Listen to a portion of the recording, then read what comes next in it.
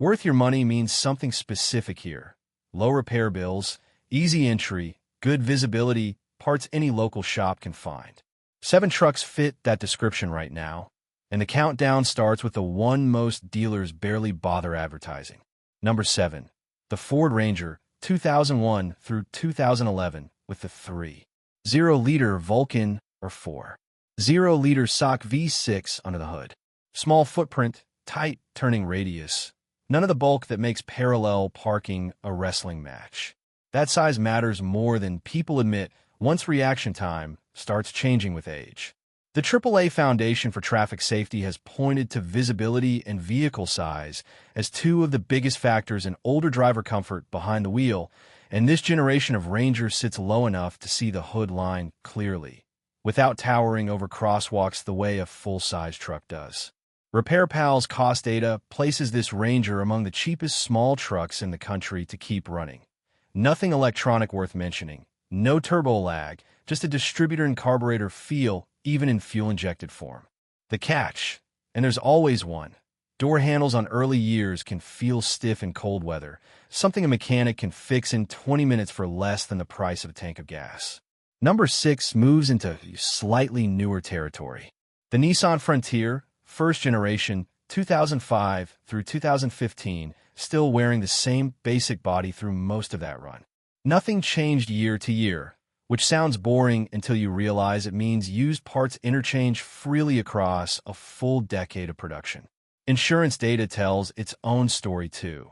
The Insurance Institute for Highway Safety has repeatedly rated Frontier crew cab trims well for occupant protection in that segment, and premiums for drivers over 60 on this specific truck tend to land noticeably below comparable full-size options, according to several regional agents who quote it constantly for retired clients. The step-in height sits just low enough that getting in doesn't require a running start, and the door opens wide with almost no truck lean to it. But size and step height only solve half the problem.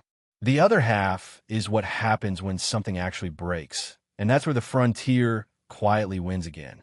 Its 4.0-liter V6 has shown up on longevity lists from J.D. Power's sustainability studies for years, not because it's exotic, but because nobody redesigned it out of stubbornness. Less R&D means fewer new failure points nobody's tested yet. There's a pattern already forming here, and it isn't about horsepower or badge. It's about trucks that stayed simple while everyone else added screens. 5 spots left, and this next one surprises people who assume affordable and comfortable ride can't coexist in the same sentence. The Chevrolet Colorado, first generation, built from 2004 to 2012. Nobody put this truck on a poster growing up. It's not the one teenagers dreamed about. And that's exactly the point, because a truck nobody chased for its looks tends to sit on lots longer, get discounted harder, and end up in the hands of buyers who actually read the maintenance history instead of just the badge. Kelley Blue Book has consistently listed this generation's resale depreciation as steeper than average for its class, which sounds like bad news until you flip it around. Steeper depreciation on the dealer's side means a better price for whoever buys it used, 3 or 4 owners in. Ride quality matters here more than most buyers expect. Chevrolet tuned the Colorado's suspension softer than its Ford and Dodge rivals from the same era, aiming at commuters rather than off-roaders, and that softness translates directly into fewer jolts on cracked pavement. Something that matters a great deal more once joint pain becomes a daily conversation rather than occasional complaint. Independent mechanics who serve as fleets of these trucks for small-town municipalities report brake jobs and suspension work running noticeably cheaper than on comparable Rangers or Frontiers, largely because GM kept the parts bin shared across sedans and trucks alike for most of that decade. There's a wrinkle, though. Early 5-cylinder models, the ones built before 2007, develop a reputation for balance shaft chain noise that unnerved a lot of first owners. It sounds worse than it is. Mechanics who've actually opened these engines up describe it as a known, well-documented quirk rather than a failure point, and a full chain replacement runs a fraction of what a transmission repair costs on a newer truck loaded with sensors, which leads into something almost nobody connects until it's spelled out directly. Number 4 takes a completely different approach to being worth the money. The Toyota Tacoma, second generation, 2005 through 2015. This one isn't cheap because it's overlooked. It's cheap relative to what it actually delivers, and that's a very different kind of value. Consumer Reports has tracked this Tacoma generation's reliability scores near the top of its category for over a decade straight. And JD Power's used vehicle dependability data backs that up almost every year it's been measured. Here's where it gets genuinely useful for older drivers specifically. Toyota kept physical knobs and buttons on this dash long after competitors started chasing touchscreens, meaning climate control and radio adjustments happen without hunting through menus while merging onto a highway.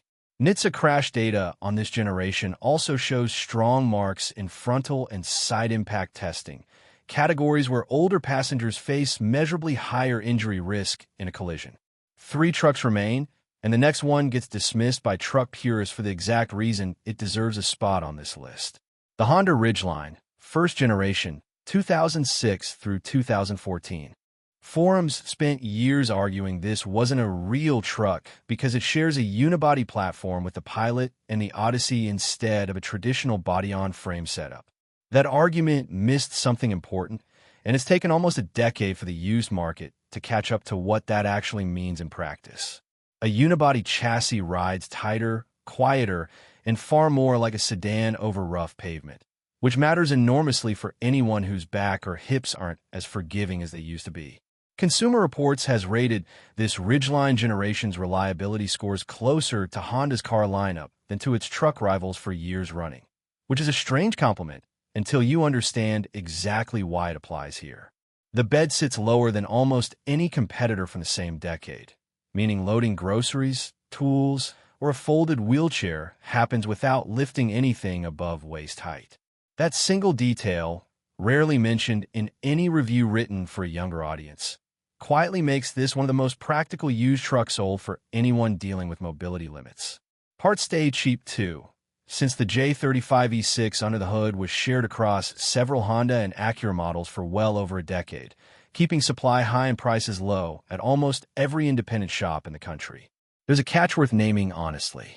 Early first-generation Ridgelines can develop a distinctive rattling noise from the exhaust heat shields, something that sounds alarming the first time it happens, and turns out to be a $15 fix 9 times out of 10. Mechanics who specialize in these trucks say it's probably the single most common complaint they hear, and also the least expensive one they've ever billed for. 2 spots left now, and this next entry might be the most contrarian pick on the entire list. Number 2. The Ford F-150, specifically 1997 through 2003, the 9th generation body style built right before Ford redesigned the whole lineup. Full size, yes, but from an era before trucks ballooned into the driveway-dominating shapes sold today. This F-150 sits noticeably lower and narrower than its modern descendants, closing the gap that usually makes full-size trucks intimidating for smaller or older drivers. The 4, 6-liter and 5-liter Triton V8s under the hood are famous among independent mechanics for one specific reason. Nearly every part, from alternators to window motors, interchanges across a decade of Ford products, meaning junkyards and parts stores stay stocked practically forever. Credit union loan officers who specialize in used vehicle financing for retirees mention this exact generation constantly, since insurance quotes on it routinely land lower than newer trucks carrying advanced driver assist sensors that cost a fortune to replace after even a minor bumper tap. One truck remains, and it doesn't fit the mold of anything discussed so far. Number 1 isn't even something most dealerships agree how to classify, and that confusion is exactly why it sells for less than it should. The Subaru Baja, built only from 2003 to 2006, a genuine oddity. Half sedan, half open bed, built on the same platform as the Outback. Subaru sold barely 30,000 of these over its entire run, which means most buyers walking a used lot have never even heard of it, let alone cross-shopped it against a Tacoma or a Ranger. That obscurity keeps prices strange in the best possible way. Listings routinely sit below what a Legacy or Outback from the same model year commands, despite sharing nearly every mechanical part underneath. Here's what actually makes it worth considering for an older driver specifically. Ride height sits closer to a sedan than any traditional truck on this list, meaning getting in and out involves almost no climbing at all.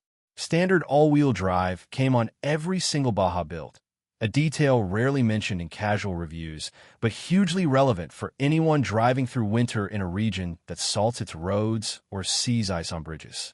The 2.5-liter flat-4 engine, shared with the Outback and Forester of the same era, benefits from a parts network built around some of Subaru's highest volume models, keeping repair costs down even though the Baja itself was a low-volume oddball. Owners' forums mention one recurring issue worth naming honestly. Head gasket wear on the 2.5-liter engine, a known weakness across several Subaru models from this generation. It's a real repair, not a cheap one, typically running into four figures in an independent shop. But it's also thoroughly documented, meaning any competent mechanic already knows exactly what to look for, what it costs, and how to catch it early before it turns into something worse. 7 trucks, 7 completely different reasons for making this list, and yet the same idea keeps resurfacing underneath every single one. None of them got picked for looks. None of them got picked because they're new. Every single one earned its spot because something concrete, a repair record, a crash rating, a step in height, an insurance quote, a documented failure point that isn't a mystery, made it a smarter buy than something twice the price sitting one row over on the same lot. That's really the difference between cheap and worth it. Cheap just means the number on the windshield is small. Worth it means somebody actually checked what happens 5 years and 80,000 miles later, and the answer held up. If one of these 7 happens to match a budget already in mind, that's worth following up on this week, not next month. The good ones on this list rarely sit for long once a buyer actually knows what to look for.